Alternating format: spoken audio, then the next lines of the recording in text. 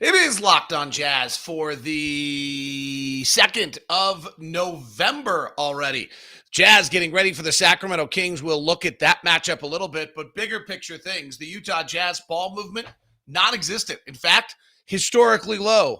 What's going on, and should we be concerned about it? Joe Ingles is playing in a different fashion than we've seen before, and Eric Paschall, as a member of the Utah Jazz, is very different than Eric Paschall, member of the Golden State Warriors. Those are the main topics coming up on today's edition of Locked on Jazz.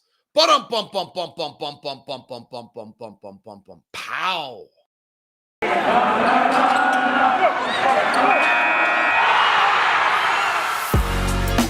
You are Locked on Jazz, your daily podcast on the Utah Jazz. Part of the Locked On Podcast Network, your team every day. How are you? I'm David Locke, radio voice of the Utah Jazz, Jazz NBA insider. This is Locked on Jazz, your daily podcast on the Utah Jazz, giving you insight, expertise, geeky numbers, hopefully making it way better to be a Jazz fan each and every day. Thanks so much for tuning in and making Locked on Jazz your first listen of every single day. And we are free and available on all platforms. Right there, you can push subscribe on YouTube and also get notified whenever we go live, thanks to the early morning crowd that has jumped aboard and jumped in. Let's talk about a bunch of different things. The ball movement of the Utah Jazz is down considerably. John Schumann, in his NBA power rankings, which I really do think is the best read of the week. So if you're interested in those kind of things, I would tell you that's the number one item that I would read if I had one NBA thing to read and I want to be an NBA fan. That would be the one thing I would read every single week, just to kind of give you. So the Jazz passing is way down. Passes made. And it's interesting. There's no correlation between passing and winning. The two teams that have the most passes are Detroit and Indiana, followed by Golden State, who's 5-1, followed by Denver, who's 4-3, followed by San Antonio, that's 2-5.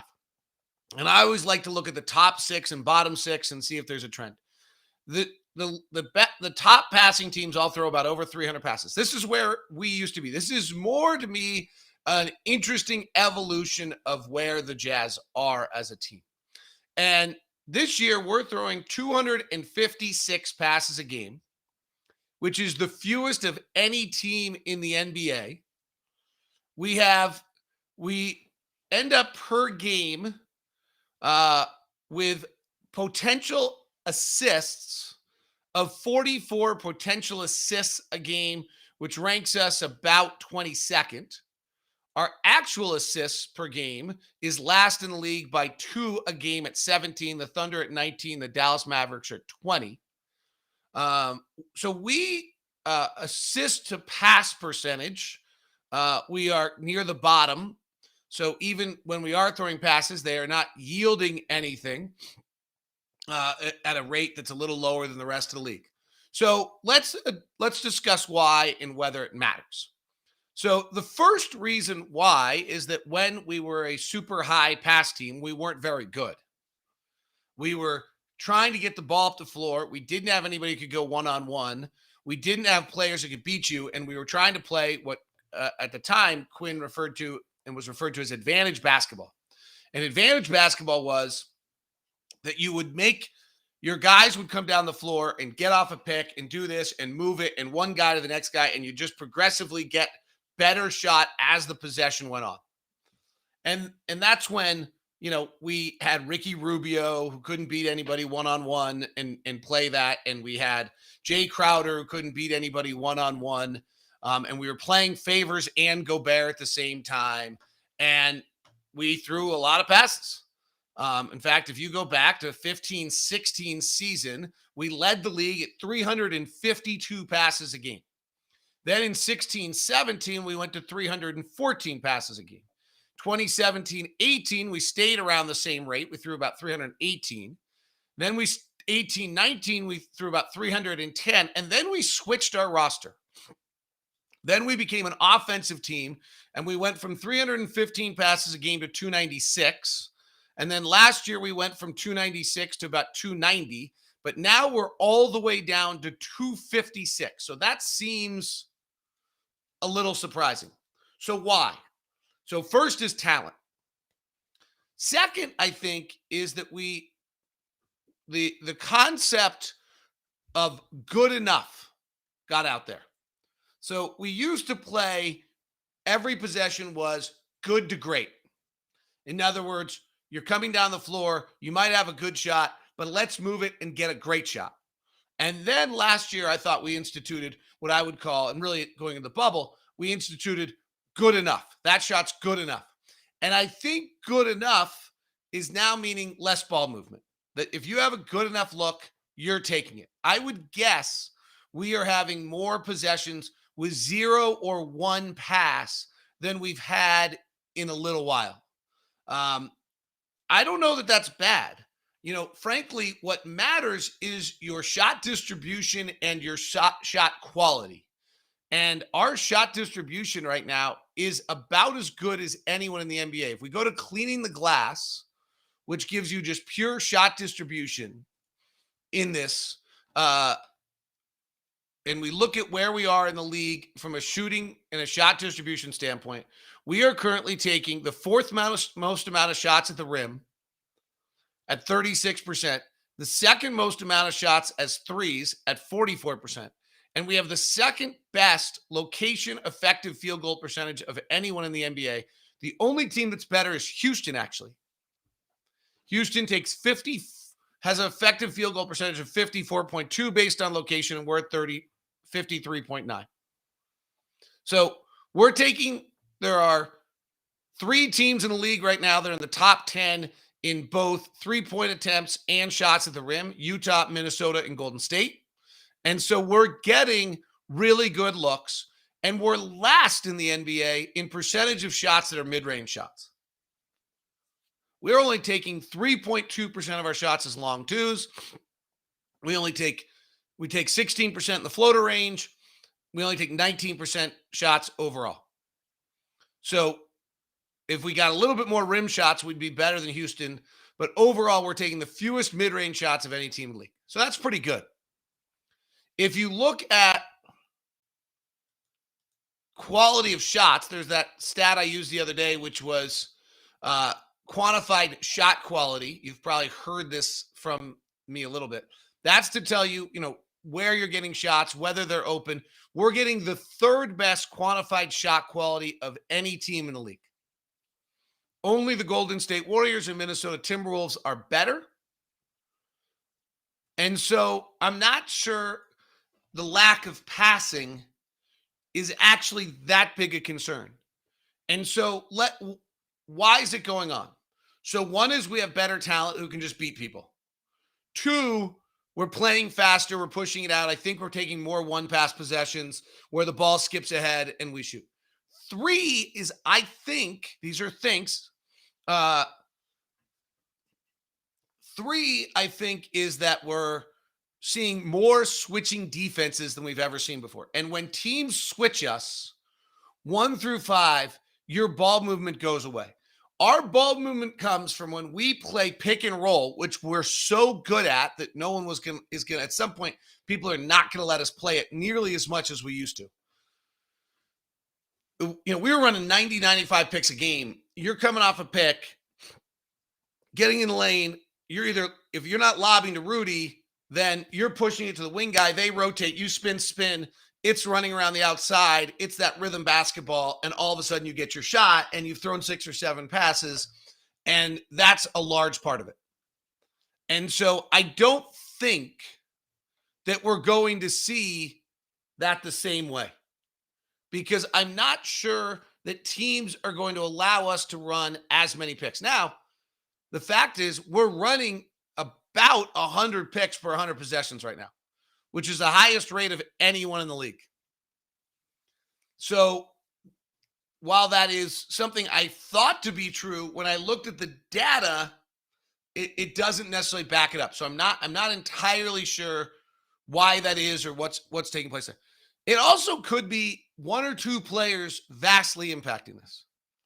So one is that Donovan Mitchell went from playing with 28% of his possessions being assisted to 15% of his possessions being assisted. A non-assisted possession is a much, much more difficult possession than an assisted possession. It also might be why Donovan's shooting 40% and 31% from three.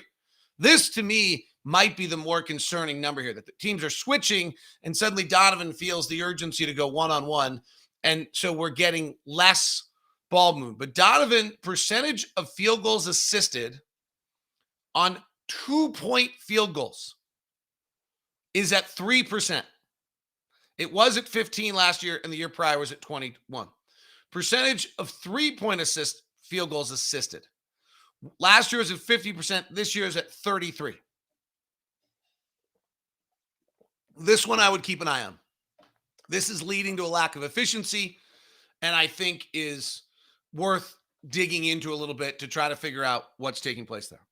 The other note that John Schumann had in his great power rankings is that the Jazz assist to field goal rate as a team, and you think of us as a passing, moving basketball team, is the lowest of any team in 48 seasons. Now, I read that and suddenly want to check it. Was it the lowest in the Jazz in 48 seasons? Or is it the lowest for any team in 48 seasons? Because those are two incredible numbers.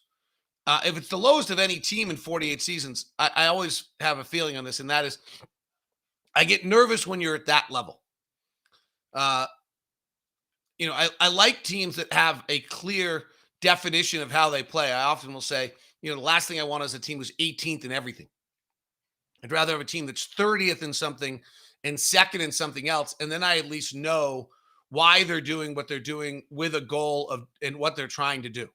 And John Schumann's power rankings are just incredible, as I said. So here's what he said. In fact, the assist rate of 45.7 would be the lowest mark of any team in 43 seasons. 45.7 is our current assist rate. To put that in comparison, last year it was 57. In 1920, it was 56. Now, we've always been low. We were 25th in the league in 1920. We were 22nd in the league in 2021. And this year, we're just crazy low at 45.7. Again, not a direct correlation toward winning. Toronto, who's 5-3, is next. Washington is 5-2 is after that. Milwaukee, who's good but injured, is after that. So the best teams in the league don't actually have the highest assist rate because other than the Warriors, you actually want to just be able to beat people. And so having a low assist rate actually means you have good enough talent to just beat people. So, it kind of goes and bounces around here in various different fashions. All right, we'll dig into Joe Ingles, who's also probably playing a little differently, and we'll see what thoughts on that are as we continue as well. And then Eric Paschall is playing a little differently, and I have a bunch of news and NBA notes around the league for you. So that's all coming up as we continue. Thanks very much for making Locked On Jazz your first listen of the day. We are free and available on all platforms. Today's show is brought to you by Murdoch Hyundai, located at 4646 South State Street, also located in Logan and in Linden. Murdochs have decided that despite the car shortage, despite the fact that they can right now, they will not charge more than MSRP for any of their cars. Pretty big statement, but Blake says it simply. We've been part of this community for 80 years. We don't want to be walking around town having gouged people for a few extra $1,000 here or there. It will, in the long term, we'll be working with these people 30, 40, 50 years from now. And the way to do it is not to suddenly take advantage of them at this time and add about $3,000 or $4,000 onto a car. So the Murdochs have decided they will absolutely under no circumstance do anything of the sort. Here's some good news for you if you're looking for cars. All of these are available and arriving before December. 14 Elantras, that was the North American Car of the Year. 8 Sonatas, that's I'm driving right now. Beautiful sedan, really nice supercar. Can't imagine if you're driving a sedan why you need anything more. 15 Tucsons, 14 Santa Fe's. We've bought 2 of those. 4-wheel drive, great size, supercar. 10 Konas, that's the small, zippier type of car similar to Subaru Outback, and then 2 Palisades are coming in. Unless, of course, one of my guys, Eric, the other day, Noise, wanted a Palisade. So there may be down to 1 because a Locked On Jazz listener jumped on it. Email me first at dlock09@gmail.com. I'll set you up with a salesperson. You'll get a direct experience and have the VIP Locked On experience and not have to deal with any of the other type of stuff. You just set it up beforehand, make it easy, make it simple. So feel free to email me first at dlock09@gmail.com. All right, NBA fanatics, have you heard of PrizePick? It's the daily fantasy made easy. It's a lot of fun. It has the best NBA DFS prop game on the market. PrizePicks offers more NBA props than any other DFS prop operator and offers all the superstar players as well as bench players, only recording a handful of minutes each game. PrizePicks offers any prop you can think of, from yardage to touchdowns, even interceptions thrown. You can actually even mix and match NFL and NBA, so over LeBron or under Mahomes, whatever you want. It's an award-winning app. It's on the App Store and Google Play. Entries can be made in 60 seconds or less. It's safe and offers fast withdrawals. So use the promo code NBA and get a 100% instant deposit match up to $100. Don't hesitate. Check out PrizePicks. Have fun with it tonight. Use the promo code NBA. Go to the App Store and download the app today. PrizePicks is your daily fantasy made easy. So Joe Ingles is playing a little differently. And I don't know if this is a good or a bad thing. Part of me actually thinks it's a really good thing. So on the simplest form of things, and I've always said this about Joe Ingles. So Joe Ingles is the best catch and shoot guy in the NBA. And the biggest problem for Joe Ingles as a catch and shoot guy is that Joe Ingles can't catch his own pass.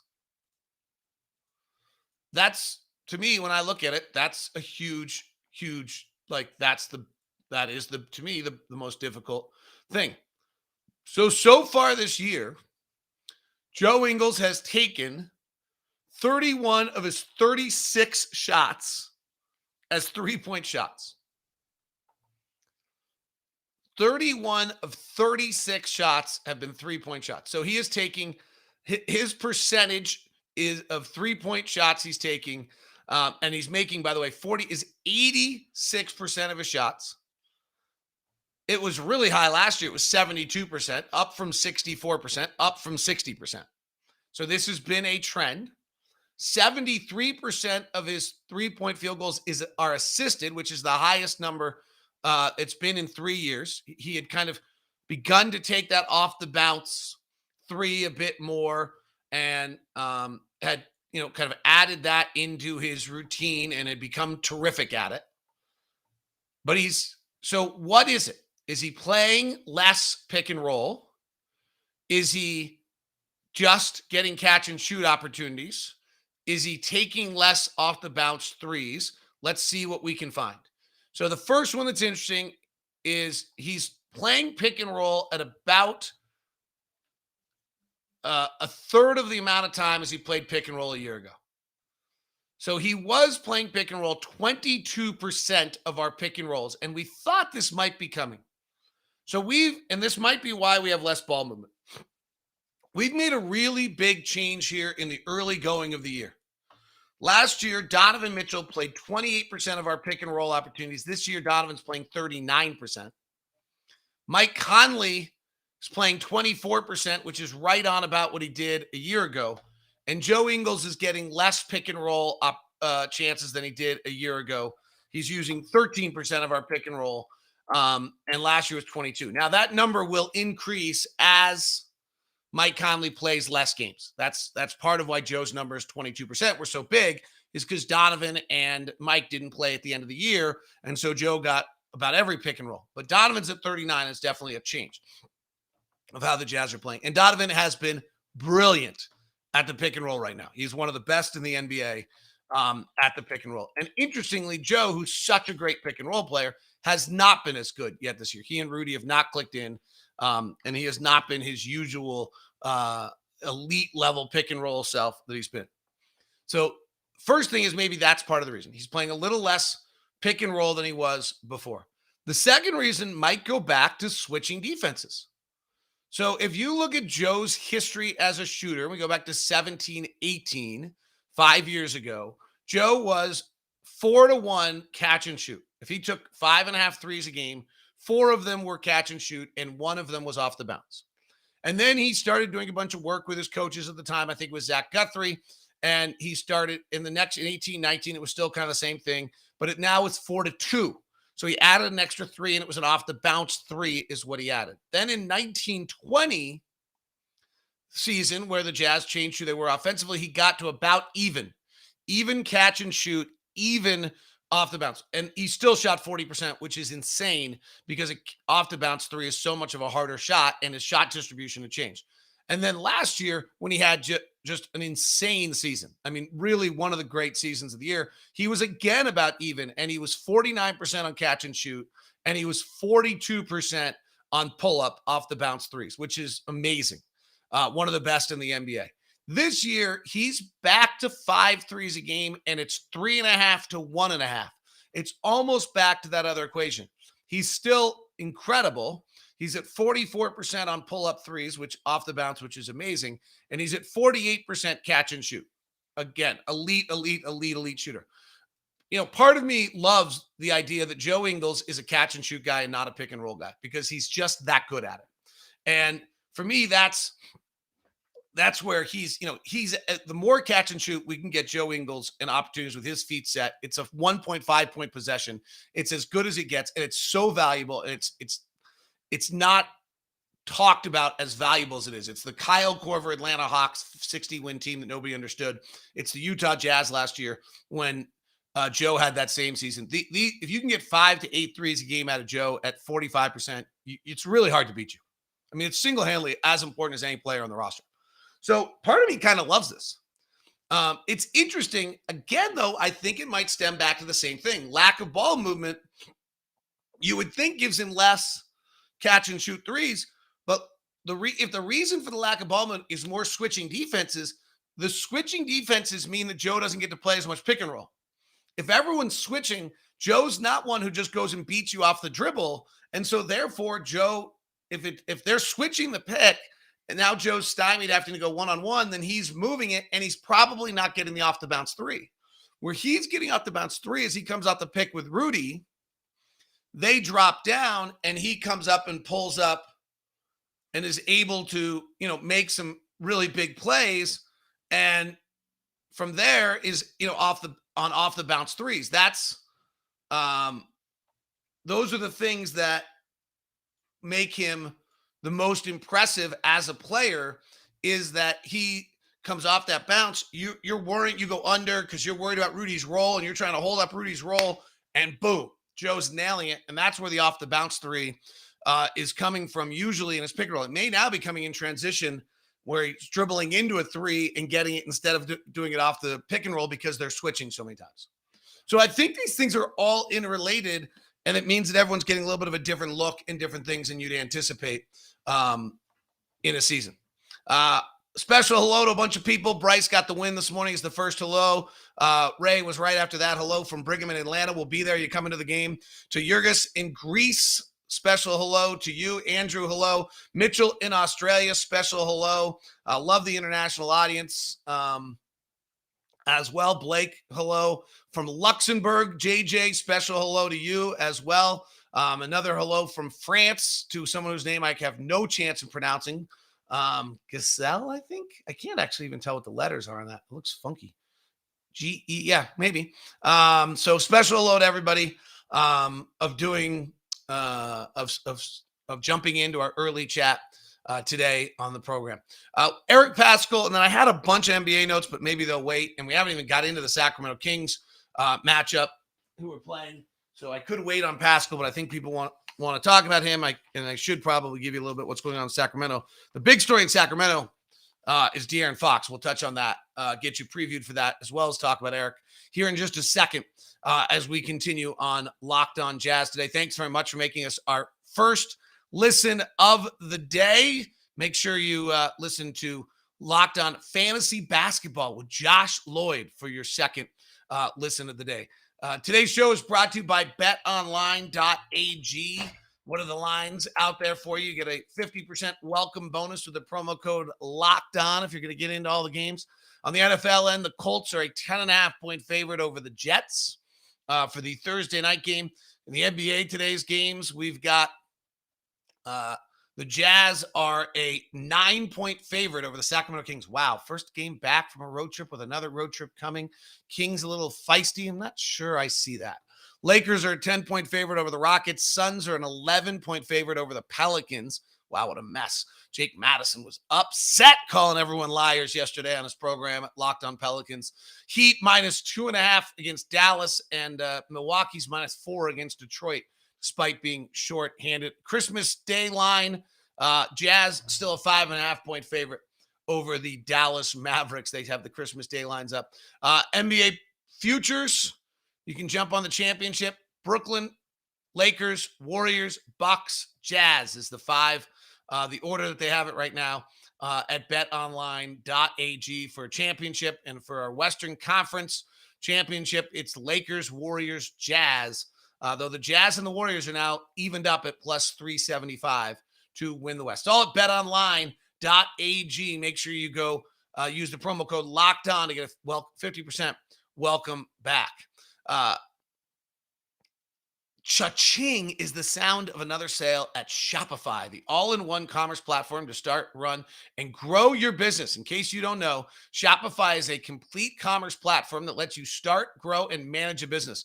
The subscription-based software allows anyone to set up an online store, sell their products. Shopify store owners can also sell in physical locations using Shopify POS or point-of-sale app accompanied with hardware. Shopify gives entrepreneurs the resource once reserved for big businesses, so upstarts, startups, and established businesses alike can sell everywhere and synchronize online and in-person sales effortlessly and stay informed.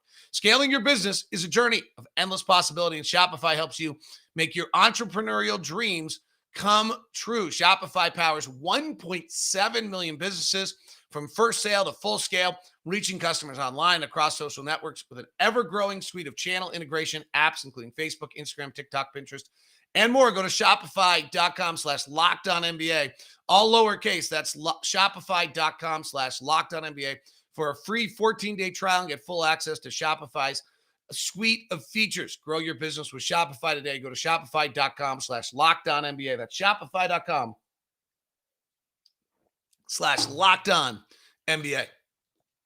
I had all these millions of notes today, and I thought we were going to end up short on time, and it turns out that that is not true, that we're ending up with plenty of information for you today. All right, Eric Paschall, really interesting to me. So when the Jazz acquired Eric, if you go back comes out of Villanova, not something that when the Warriors got him, 16 points a game, 6 rebounds, 2 assists. He's 22 years old, so he's old. He doesn't have a huge upside. And the feeling is he's picked with the 41st pick of the draft, but wow, what a perfect pick by the Warriors, because he'll be so good playing with good players because he can move the ball and he has versatile skills and he'll do all these different things. And then the fact of the matter is he really never got a chance to do that. Steph Curry and Draymond Green got hurt in his first year, and he averaged 12 points and 6 rebounds a year, but he had like a massive usage rate, and he had to do all these things, and he did them actually fairly well for a rookie. I think because he was 23 years old, and he was mature, and had this experience, and so he was able to kind of handle it, but he had a 24% usage rate, which is really, really high. And then the next year, the same thing happened. He ended up playing only 40 games, but he ended up playing as the bench unit when Steph Curry and Draymond Green were off the court. He averaged 10 points, 3 rebounds, and assist, and he again had a usage rate of 24%. What that means is that he was taking 1 out of every 5 shots, 1 out of every 4 shots on the floor. So they'd bring it up, and he'd have his usage rate was 24%. In other words, 1 out of every 4 shots was taken was his. This year with the Jazz, he has changed his game dramatically. Instead of being a one-on-one isolation player, he's really actually just a catch-and-shoot spot-up player. He's taking He's gone from taking 18% of his shots as threes to 67% of his shots as threes. That's a pretty big change. His usage rate is down to about 12%, which is probably more reasonable of where he should be. And for the Jazz is probably the right number. He is an elite rim finisher. And while he's getting to the rim a little less because he's taking more threes, he's still finishing. He's 75% at the rim. He's 71% for his career. But you're seeing this totally different player from the way he's playing. So now what's interesting is percent of his field goals assisted was 56% last year in Golden State. And it's down to 25% on twos here. Threes, everything's assisted. And that's how it was in Golden State. So he is playing a little bit more isolation one-on-one. I think, again, switching defenses, not as many passing lanes, forcing all of our guys to do this a little bit more in how they play. And you're seeing him make this really interesting adjustment. His minutes played from last year, this year are about the same, 17 to 16. And he's just taking, instead of 8 shots, he's taking 4. It's really an incredible adjustment. His assist rates or rebounds aren't vastly different. You're not seeing anything else that's a significant change. It's really assimilating into this team and playing with elite players and doing it well, which is a pretty cool concept for what he's doing. So, I think it's a tip of the hat and shows his ability. All right, Kings come in. They're a little different than last year. They're better. Last year, they were the 11th rated offense and the worst defense in the history of the NBA. This year, they're 12th offensively, similar. They're 23rd in the league in defense. Their half-court offense, though, very similar to last year, is a struggle. They're 21st in the league in half-court offense, and they're number 3 in the league in transition. So you have to keep them in the half-court. And the reason is that De'Aaron Fox is really scuffling. De'Aaron Fox, who's a terrific player, is just not having a great season, and he's really not having a great season on the off-the-bounce 3. And that's leading to some other issues for him right now. But overall, for the year, he is shooting at his last game out. He was 5 of 16. Before that, he was 9 of 21. He comes in the last 5 games. He's only hit 4 threes in those 5 games, and he's taken 4 of his last 27 from 3 so far this year. His off the bounce 3 is the shot that, I think everyone was waiting for and hoping was going to happen, and has just absolutely not happened at all for him.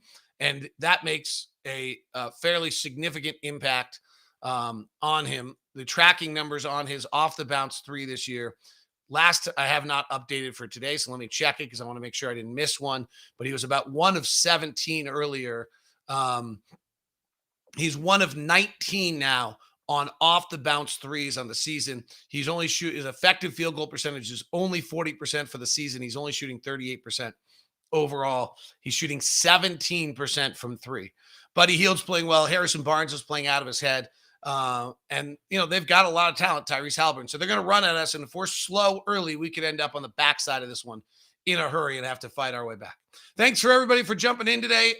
Fun to have all the international audience today. It is Locked On Jazz. Thanks for making us your first listen of the day. Jump on and listen to Locked On Fantasy Basketball with Josh Lloyd, available both on YouTube and as a podcast. Also, the program Locked On Now is a great recap of all the NBA action, actually every sport action. Jump on it. Check it out. Check out Locked On Now. It's our new little creation we have out for you. It is the Locked On Podcast Network.